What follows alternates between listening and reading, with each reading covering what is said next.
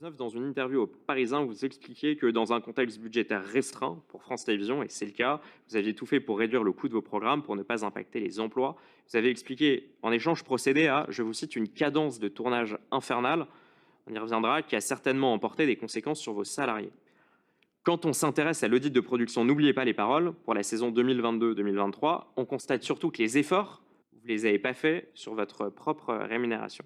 On a entendu M. Patrick Sébastien qui nous disait hier, sous serment devant la commission, que lui, ses marges tournaient autour de 8 à 10%.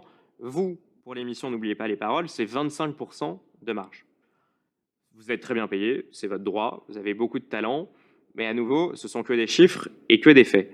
Mais vous percevez 2 500 € par émission N'oubliez pas les paroles, ce qui est plus que le salaire médian des Français. Donc vous gagnez en 30 minutes d'émission plus que le salaire médian mensuel des Français, ce qui vous permet d'atteindre pour cette émission, n'oubliez pas les paroles, 1 500 000 € uniquement sur cette émission payée par le service public. Et après tout, encore une fois, ce qui est rare peut être cher, et vous m'interrompez, je vous laisserai vraiment répondre. Mais ce qui m'a interpellé, c'est pas tant le montant de la rémunération, vous pourrez y revenir, c'est que l'audit de production révèle noir sur blanc que vous êtes versé une rémunération supplémentaire de 378 000 € sur cette seule saison. Donc, finalement, pour vous, le salaire de Delphine Ernotte, qui gagne à peu près ça sur un an, ça a été un ajustement de salaire supplémentaire pour une seule émission. Bon. N'oubliez pas les paroles, payée par le service public. Okay. Bon, vous êtes en train de rire, mais c'est encore des choses factuelles qui ont été mises dans les rapports d'audit transmis par France Télévisions. Comment est-ce que vous pouvez nous expliquer à la fois ces montants, mais surtout cet écart? C'est surtout ça qui m'interroge. Pourquoi, à la fin, vous percevez près de 400 000 € supplémentaires de rémunération pour une émission qui devait en coûter moins, alors que c'est de l'argent public? Alors, dans vos déclarations, vous confondez et vous créez l'émotion, vous créez du buzz en confondant chiffre d'affaires et bénéfices. Vous avez été vous-même entrepreneur, vous savez très bien la différence et vous savez très bien qu'en mélangeant ces chiffres et ces points de vue, ça devient évidemment des fake news, mais surtout ça attise la convoitise, la bêtise et les menaces dont je suis victime. Depuis des mois maintenant, je protège ma famille, je vis avec des agents de sécurité H24 et vous savez très bien que des entrepreneurs sont menacés, que des enfants ont failli être kidnappés pour obtenir des rançons. C'est évidemment pour toutes ces raisons que j'ai envie de clarifier les accusations que vous diffusez et répétez à l'envi, encore hier, malgré les réponses que vous avez déjà obtenues ici.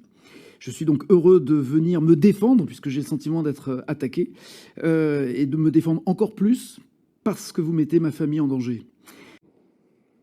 Insinuer des menaces de mort, je ne suis pas sûr que ce soit parfaitement fidèle à ce qu'on attend de cette audition. En tout cas, Monsieur Nagui Pham, je vous remercie de venir répondre à l'ensemble de nos questions. Je pense que c'est là le plus important. En fait, je trouve que votre propos liminaire est assez fort pour faire preuve de pudeur, qui semble être une notion qui semble vous échapper. D'abord, je trouve ça assez fort, d'ailleurs, déjà de m'accuser de cyberharcèlement.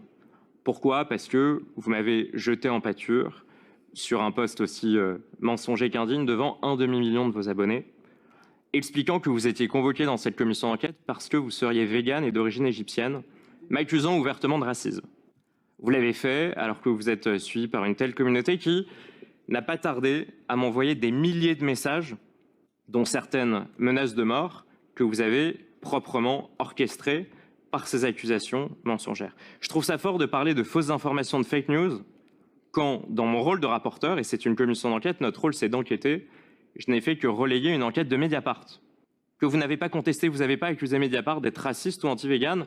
Ils l'ont sorti en 2020 sur le contrat que vous avez passé avec France Télévisions entre 2017 et 2020.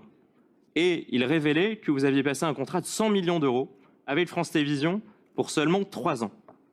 Je ne crois pas avoir diffusé des fausses informations quand j'ai relayé la demande d'une députée macroniste. Vous voyez, elle n'est pas de mon camp, elle n'est pas raciste, elle n'est pas anti-végane, et pourtant, à la suite de la publication, elle réclamait une commission d'enquête sur votre enrichissement personnel sur le service public. Commission d'enquête qui n'a jamais vu le jour. Je trouve ça fort d'attaquer cette commission d'enquête dans une posture totalement victimaire que les Français ne supportent plus. Bon. Je pense. Non, mais honnêtement, et laissez-moi aller au bout de mon propos, Monsieur le Président. Non, mais je vais vous laisser, il y a eu des accusations, notamment de menaces de mort, qui sont très fortes. Permettez-moi d'y répondre. Et je le fais sereinement, je le fais de façon justifiée et objective, parce que je trouve que là, on dépasse certaines limites, notamment des travaux de cette commission d'enquête. Donc, je trouve ça fort de présenter cette posture victimaire à l'heure où on ne laisse plus rien passer aux Français. À l'heure où ils doivent payer toujours plus pour nos services publics, pour vos salaires, à l'heure où la moindre amende ne leur est pas pardonnée. Pour eux, ils n'ont pas la moindre excuse qu'ils peuvent donner. Et le dernier point que je voudrais indiquer, c'est que, vous voyez, depuis le début de cette commission d'enquête, on a entendu beaucoup de vos collègues. Ils sont tous venus. Je voudrais citer Léa Salamé, Laurent Delahousse, Hugo Clément, Arlette Chabot, Samuel Etienne, David Pujadas, Élise Lucet, Tristan Walex, Michel Drucker, Patrick Sébastien, Vanessa Burgraff, Jacques Cardoz et bien d'autres. Ils ont répondu. Ils se sont simplement pliés à cet exercice de transparence démocratique. Et c'est simplement ce qu'on vous demande de faire cet après-midi, de ne pas